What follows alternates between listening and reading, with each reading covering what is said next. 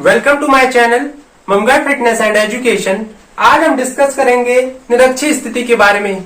क्या होती है निरक्षीय स्थिति और इसमें हम क्या तीव्रता को निकालते हैं। तो ये बहुत ही इंपॉर्टेंट क्वेश्चन बनता है क्लास 12th में कि निरक्षीय स्थिति में तीव्रता के लिए व्यंजक दीजिए। और बहुत बार मैंने देखा है कि पेपरों में अक्सर पूछा जाता है, तो इसलिए आप इसको नजरअंदाज न करें और इस वीडियो को ध्यान से देखिए। सबसे पहले हमें एक डायपोल बनाते हैं। तो सपोज करिए ये कोई डायपोल है, यहाँ पे कोई डायपोल है, डायपोल जिसके दो पोल होते हैं।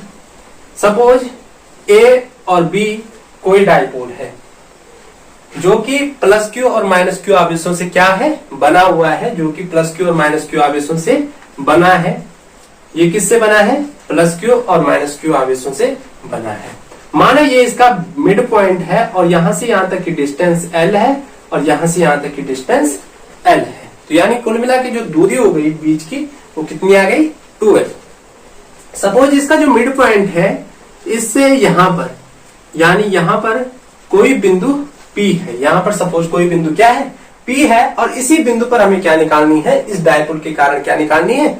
तीव्रता निकालनी। क्योंकि निरक्ष एक तो होता है अक्ष, अगर बिंदु यहां पर होता तो उसको बोलते हैं अक्ष यानी अक्षीय स्थिति, और निरक्ष का मतलब होता है अगर बिंदु 90 डिग्री पर हो तो क्या आता है? निरक्ष।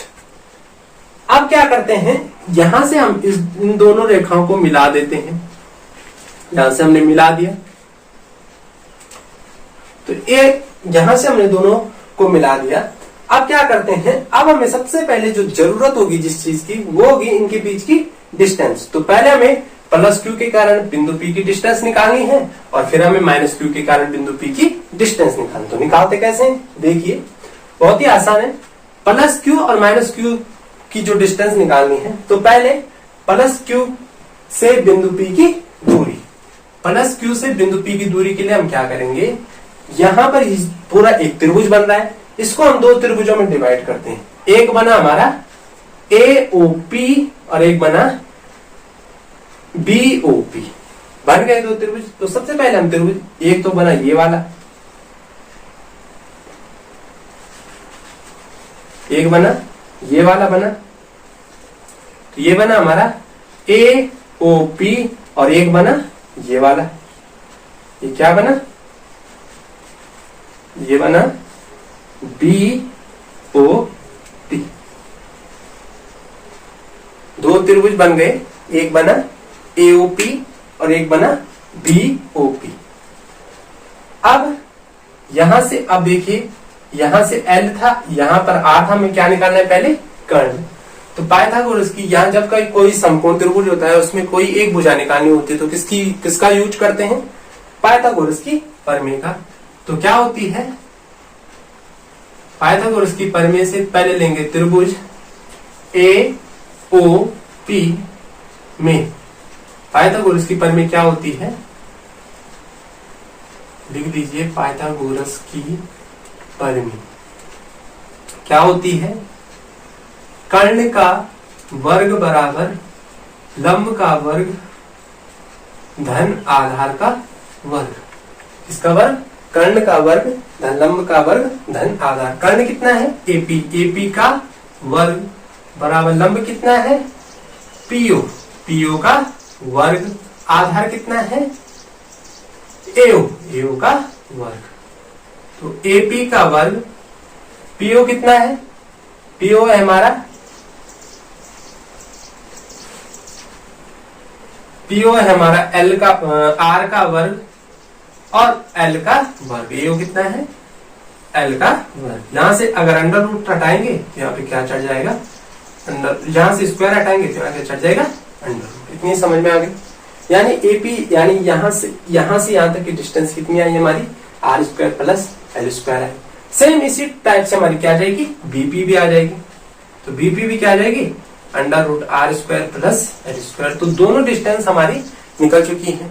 अब जब हमारी डिस्टेंस निकल चुकी है तो आसानी से हम क्या निकाल सकते हैं? तीव्रता।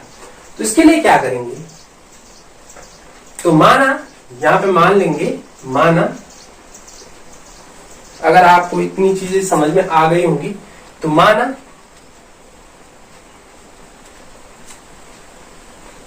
प्लस क्यू के कारण उत्पन्न तीव्रता बराबर E1 और सेम माइनस क्यू के कारण उत्पन्न तीव्रता क्या हो जाएगी E2।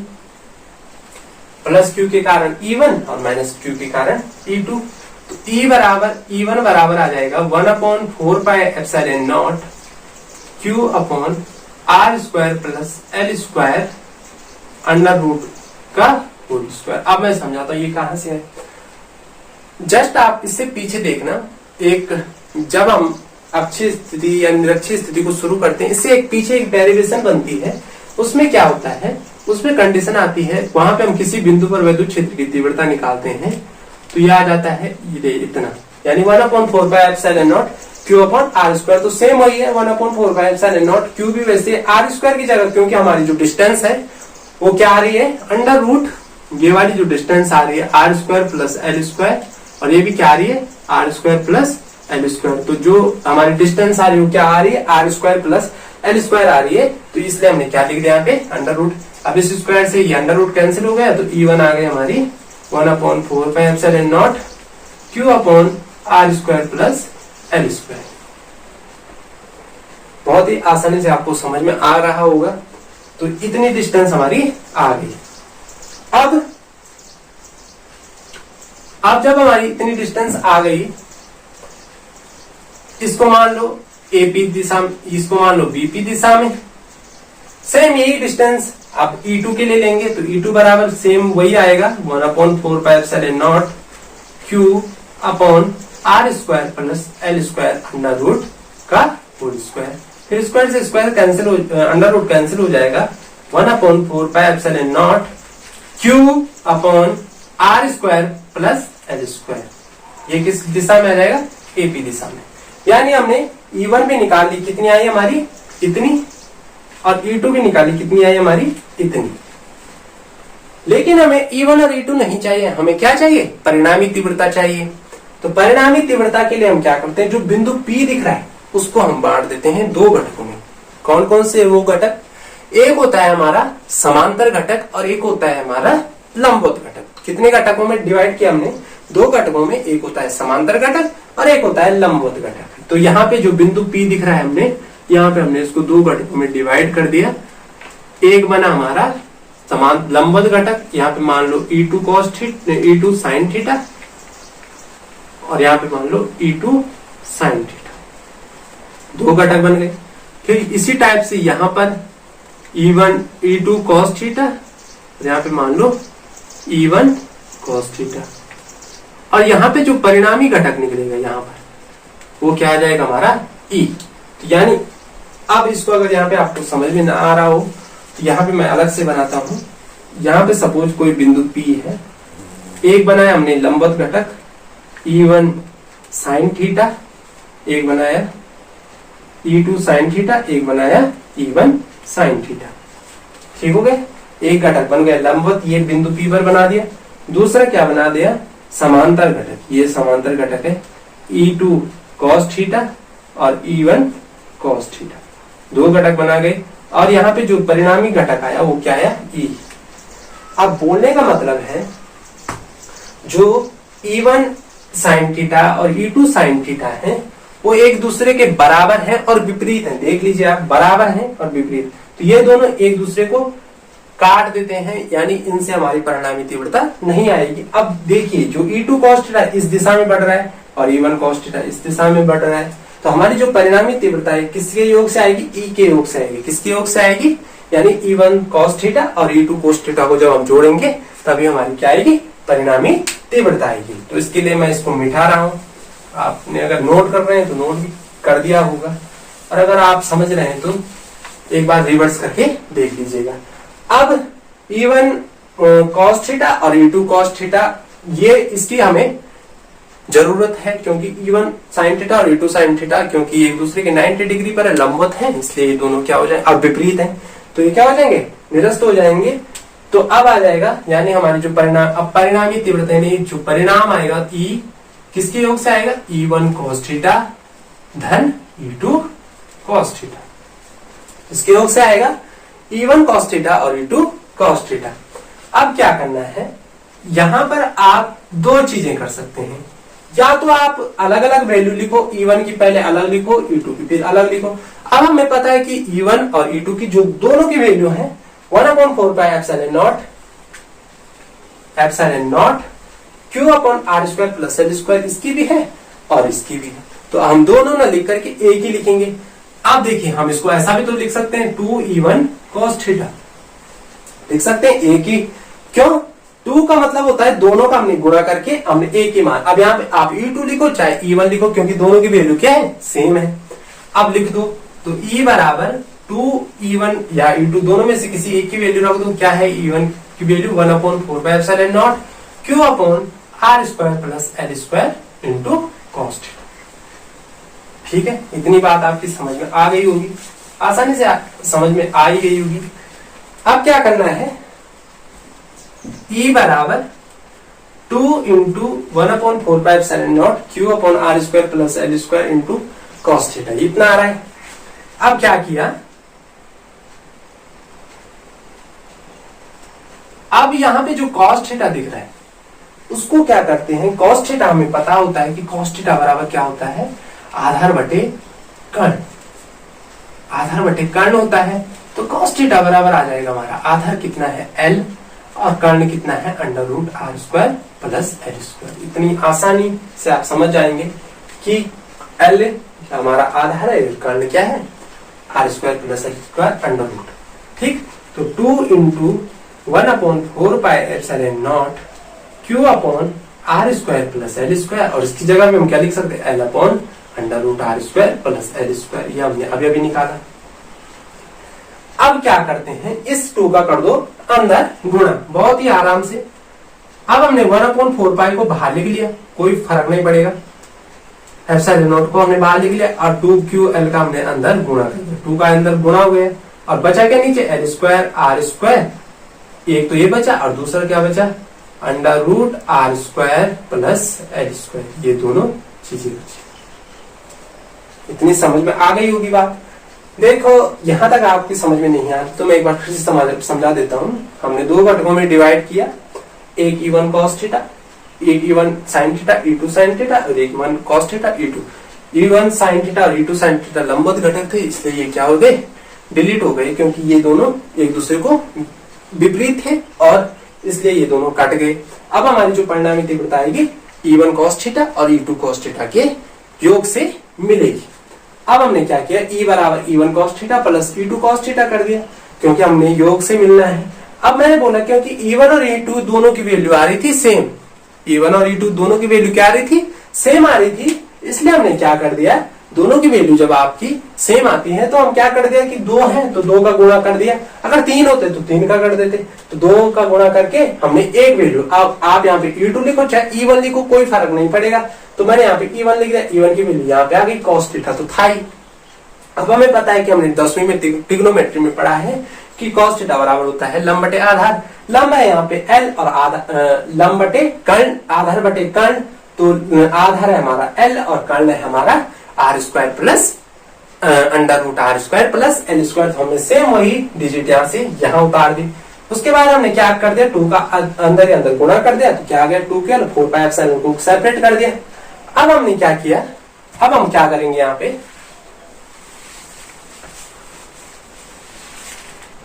अब देखिए 2QL की जगह लिख सकते हैं हम, 2QL की जगह लिख सकते हैं P। अब यहाँ पे P है वैद्युत द्विध्रुव आघूर्ण। अगर आपको यहाँ पे समझ में ना आए कि यहाँ P कहां से आया है तो आप मेरी जो प्रीवियस आप चेक कर सकते हैं, वहां पे एक वीडियो आपको दिखेगी, वहां पे मैंने इसके बारे में बताया है, तो यहाँ पे आप समझ जाएंगे P कहां से आया। तो यानी 2QL की जगह हम क्या लिख सकते हैं, P लिख सकते हैं।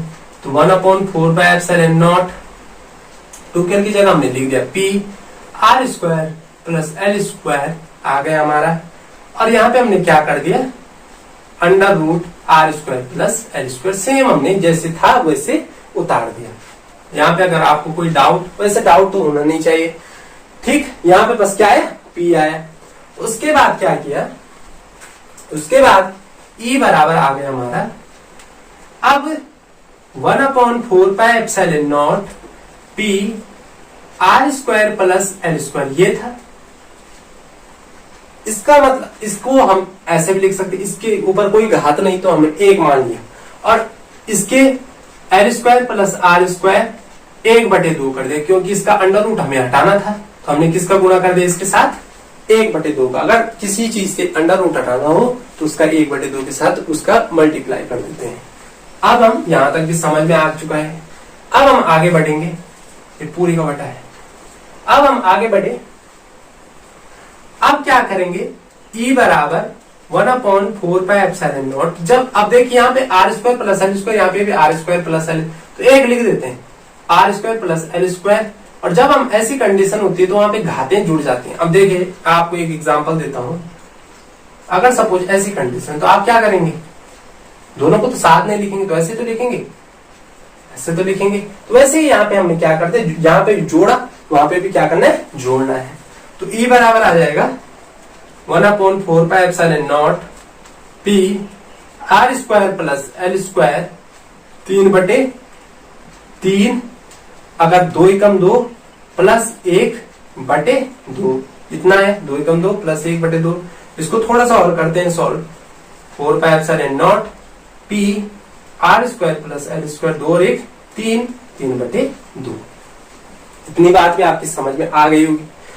अब क्या हुआ, यहां तक हमने क्या किया, E बराबर 1/4, सेम वही उतारा।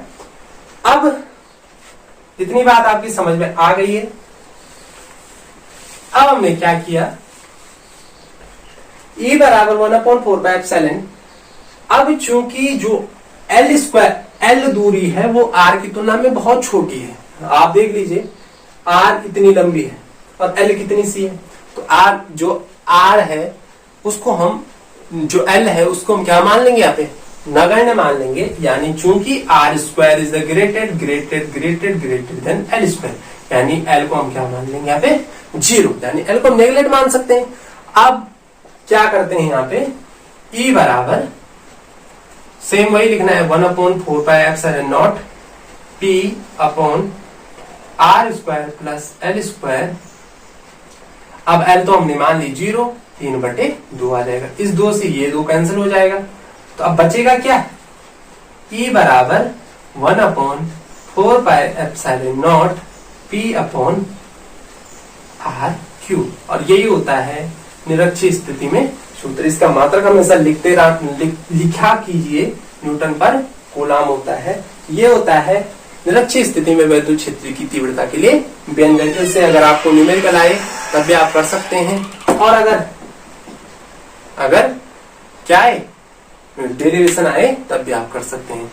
अगर आपको वीडियो अच्छी लगी तो ज्यादा से जो पढ़ने वाले हैं, यानी आपके साथ के हैं, उनके साथ इसे शेयर कीजिए, और अगर आपकी कोई भी राय या प्रतिक्रिया है इस सवाल या इस डेरिवेशन के बारे में तो जरूर कमेंट बॉक्स में बताइए। धन्यवाद, मिलते हैं किसी अगले वीडियो के साथ, तब तक मुझे यानी शुभम को दीजिए इजाजत।